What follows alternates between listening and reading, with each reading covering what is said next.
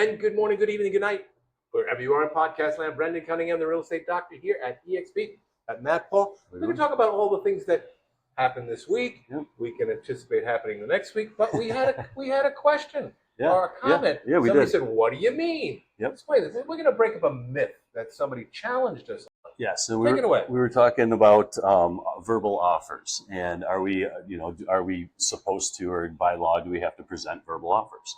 And in New York State, any and all offers must be presented to the owner. Mm-hmm. So we had a comment from somebody that was in another state that said, "Not in my state." Well, that may be true, right? It may be true in that state, but let me go one step further. The law is based on the concept that we present any and all offers. We don't not present an offer because that's above our pay grade. Yeah. If the seller doesn't want to hear it, that's fine. Just say no. Exactly. But if you were a seller and you knew there was an offer on the table, and this is why there's the rule, and you knew there was an offer on the table, verbal or otherwise, and the agent didn't present it, get your beard out, folks. Yeah. Go like this and say, "What the hell was that all about?" Well, and for what reason, right? Because you didn't think it was good. Maybe that was my call. Yes. Yep. It's like if you need an operation, the doctor can't force you to have the operation, but you know what? It's your call. I want the operation or I don't want the operation. But it helps make an even playing field too. Makes an even playing field. Yep. Just because it's it can be, well, I thought they'd be insulted. Your mother wears army shoes. That's insulting. Yeah, right? Okay? Exactly. Yep. But this is business. You gotta present the offer. You may not want to, but as I always like to say, listen, remember we talked I have to present any offer? Yeah. This is one of those things. You do what you want with it.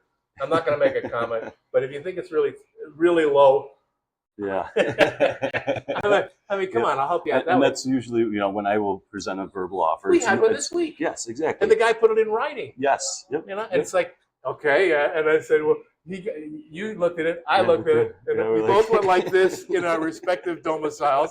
And he said, what is it? Well, did you send it over? Well, I'll send it over. Yep. I'll tee up our seller because. He knows he's going to get low offers because the property hasn't been maintained. It's a bit of a distress. There's low and there's really ridiculously low. Yes. What was it? Wait, you want it free? Yes. Stop. Yep. Stop. Don't get me started. But typically that's when you would get, you'd start with a verbal before you go and put it into writing, just to feel the temperature. Let me explain this, Lucy. Yeah. Okay. When I first got in the real estate business in New York City, all offers were verbal. Okay. And they're probably still doing that way today. This is how it worked. The agent would talk to you. You talk to the agent. He would tell you, all right, here's the deal. I got a buyer wants to buy the house, $300,000, whatever the numbers were, $300,000, and his attorney name is John Smith. They'll send you the paperwork. Yep. That was it. Yeah. Yep. Okay. Well, what if you already had offers at the attorney's office? Now you have multiple offers. Exactly. And usually the attorney would sort of pick them at that point. Oh, really? Yeah. Okay. Because the attorney draws the contract. Yes. Yep. See here. We draw the contract. Yep. Okay. And mostly in residential. On the commercial side, it's a little bit different. Commercial, yeah. We have a commercial deal right now that could have been done on a residential thing. It could have been so much easier. Yep. But the buyer buyers say to no, we want to do it this way, and it's like, okay, fine. You could have had it done. You could have had it done. Yes. But a good agent would have just taken care of it. Yep. But we always like to say a good agent. Absolutely. They know how to maneuver quickly. Yeah, and well, the quickly is the key point because there's timelines in a contract. There's timelines. So if you drag your feet, it's real easy to get out of contract at that time. Oh yeah, and I call it being in the free fall position. Yeah. Okay. It's not a good position to be in. And here's an example of free fall position. I want to buy your house, subject to an inspection. You're going to give me 3 days to get my inspection done and make a decision. Yep, and then sign off on it. And then sign off it. Yep. Typically what happens is based on that scenario, I know what that meant. Yep. I'm presuming you do too. What happens is the average agent doesn't send the inspector in until the third day. Yeah, and then most inspectors don't get the report back for 24 hours. Yeah, so by the end of that third day, you're out of contract. Yes. You're in free fall position. Anyone can walk away at that point. Either side can just walk. Is that a place you want to be? Probably not. So we have to be very cognizant of those timelines. Yes, absolutely. And as I always like to remind people, you know what? We'll have a few speed bumps along the way. There's no perfect transition. No. The best you'll have one or two. We'll be fine. But understand this. As a rule, there are no good surprises. No. Nope. Only bad ones. Yes. So we'll have to deal with those. What example of a speed bump might be, the guy was supposed to get his mortgage in 45 days. He may need an extra week. Yes. Yep. Okay. As long as we know about it, we can anticipate that, and we can put an addendum in place before the 45th day happens. Yes. Because A lot of times what will happen is they'll hit the 45th day, day 46. And what's really interesting about that particular one that I picked on, that's a drop dead date. On day 45, you have a deal. On day 46, anyone can walk from the deal. It's cancelable. So you don't necessarily want to have your seller in that position. You don't push it to that point. You don't want to push it to that point. No. We have to watch those things, and it's just I joke about the real estate doctor thing. We're watching the monitors. Beep, making sure there's still a heartbeat there. I saw something very funny on Facebook. Somebody was trying to get out of an appointment, but they didn't want to go to work or something like that, and they were standing by their microwave. And they said, "No, I'm really sick. I'm in the hospital. I can't eat." And they kept adding the mic, so it sounded like the heart monitor. Beep, beep. So to the extent that some people go to get out of work. What do you mean? I'm supposed to show up for work today? No, I'm working remotely. Not anymore. I think that's a first though. I've never heard of that one. That's a good one. Yeah, I was gonna try it. Until it turns on, and they're like, "Wait a minute, are you putting your head in the microwave?" Don't be putting your head in the microwave. Do not do We're that. warning you now. We do not suggest. We don't advocate that. Nope. We have to do that under a new disclosure. Yes, that's coming out because we have a lot. The number of disclosures we have is just insane. Yeah, I think it just keeps going on. Yeah, every year there's at least a couple more added. And I always tell my clients, I said, listen, we're going to send you 1 million documents. You'll see some documents more than once. Yes. And I say most of them are disclosures, but you don't get all weird with them. I'm like, well, lead paint disclosure. But I don't have lead. Well, you still have to disclose it. Yes, if it's built before 77. 78 and back. Yep, exactly. And in the city of Buffalo, that's like 99% of the houses. It is. Yep. My houses are all over 110 years old. Yep, mine are right around there too. It was a big vintage. I saw a lovely house the other day, and I recognized the floor plan. I said, this is a Sears home. He says, yes, it is. Yep. And I said, yeah, they built great houses. He says, yeah. He says, all of this. I noticed that one over there. So I looked at yours. It was brick. It had that nice little roof front. Yeah, I like it. Yep. It was just adorable. Sears made great house. I sold one in Holland years ago that was out in the woods, and it was a great house. It was awesome. Yeah. It was like almost like a full, not a raised ranch because you didn't really walk up much stairs in the front, but it was a full walkout basement. Really cool floor plans. Yeah, it was really cool. Well built too. Never been in an older Sears home where the floors were tilted. No. Never. No. So somebody did something right, whether it was the floor plan designer or whatever, or the guy that actually assembled it. Just the thought of these boxes showing up in my driveway. Yeah. Well, they're considered kit homes, aren't they? They're considered kit homes. They were. Yeah. Abbott and Costello did a routine on one where somebody changed the numbers on the boxes. The A box was the C box. Really? The house was upside down. They opened the door to go in the closet. There was no floor. I'm in the basement. Yep. A lot of our inventory is like that. I went on an appointment last week, Friday, in Williamsville, and I was walking around the house, and I'm like, yeah, this is definitely a very common style, where the front center colonial, all the bedrooms are up, on the one side, everything, it's very, very similar. So. Some of the older Murano homes that were here. Murano is one of the most successful. They are the preeminent. I think that, they produce the most. And they have the highest broker participation on sales, and they have the highest repeat sales. Once you buy them around, but when we walk in, we can say, oh yeah, the bathroom's over here, 3 bedrooms up, 6 bedrooms and a half. There's like 4 options. But they can move things around. Yeah. And you can do all kinds of wonderful things with paint and color. Absolutely. But they have staging. their floor plans, Yep. And then of course they do some custom building work too. Other things, interest rates. Yep, and they're still up and down, and we're still hearing a lot about the utility costs are going through the roof, as well as insurance and stuff.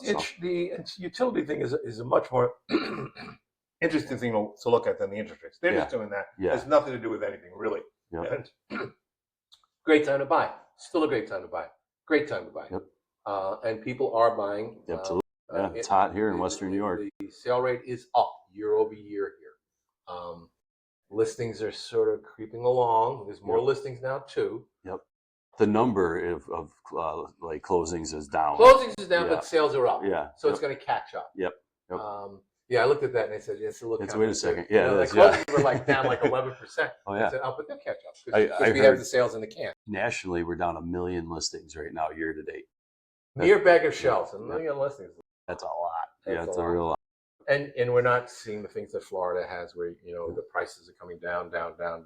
Mostly because the homeowners association thing. I think. Yeah. Yep.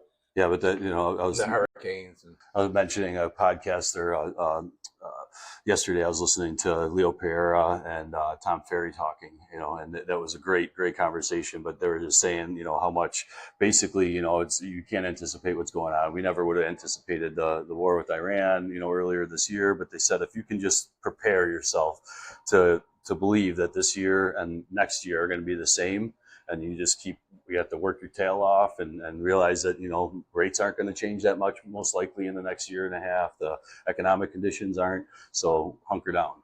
That's what they're saying. I think I told this story here several months about Heinz steak. I think A1 steak sauce. It was either Heinz something. They just, I think it was steak sauce. They decided to open their company in 1863. We're in the heart of the Civil War, Gettysburg. Yeah. I mean, terrible things are going on. Hey, you know what? I got to be in business here. I got to feed my family. So it's business as usual for a lot of people. Yeah, absolutely. And there's always going to be wars, unfortunately, in the war somewhere. Yep. Somewhere. Are we getting involved in them? Unfortunately, probably. Yep. Because we've been the self-appointed policemen of the world, which was probably not a good role to sign up for.